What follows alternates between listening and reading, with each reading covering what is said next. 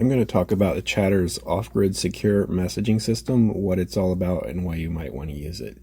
If you need to get a message from one person to another today, you're probably using SMS, which means your phone is sending an SMS to a cell tower, your provider's doing whatever with it, getting it to another tower, and then getting it out to the device. It's not that secure.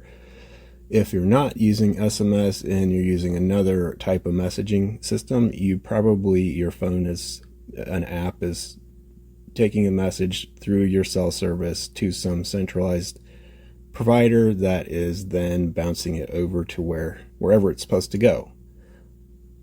So Chatter's is a little different for cases where you may not have access to the grid. You may not have access to internet or cell service, or maybe you just don't want to use those. It does not use internet, cell service, centralized servers of any kind, or operating systems. Chatter's does use LoRa frequencies. It can use Wi-Fi routers with no internet. The message doesn't leave your network. It obviously uses encryption and very low power. So let's take a look at a prototype device that I'm currently working on. This is called the Chatterbox.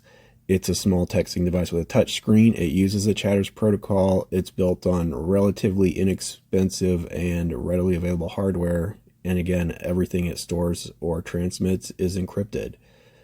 Let's talk about what a Chatter's cluster is. Within Chatter's, every message is sent within a cluster. A cluster gets created when you first power on your device, you factory reset your device, or anytime you want. And your device can be in multiple clusters. It's not like one cluster equals one device.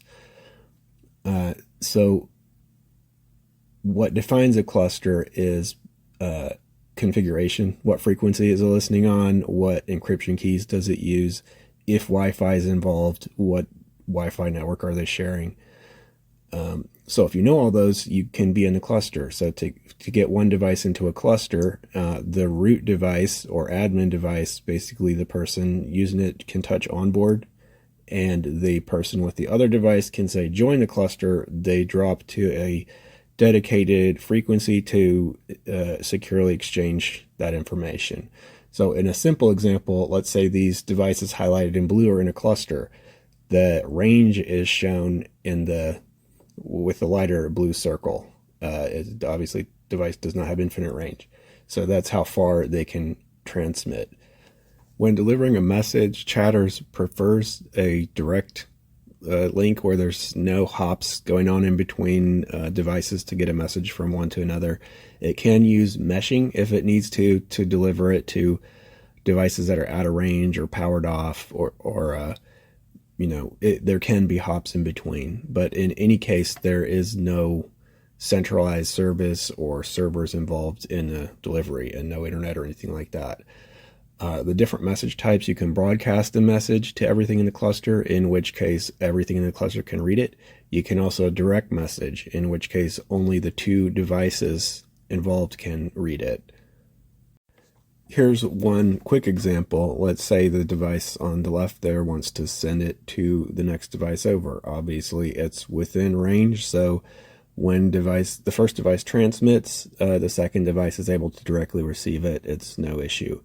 If it wants to send to the device that's a little farther away, it's going to transmit, and other devices in the area are going to notice it did not get there, so they will grab the message and forward the packets on to assist in the delivery. And they are able to do that by monitoring the traffic that's flowing through the cluster to see who can talk to who. And they keep track of that. Clusters can coexist, and they don't have to worry about interference. They can listen on different frequencies. Even if they're on the same frequency, they are not able to read each other's messages, and they ignore each other's traffic. So that's not a problem.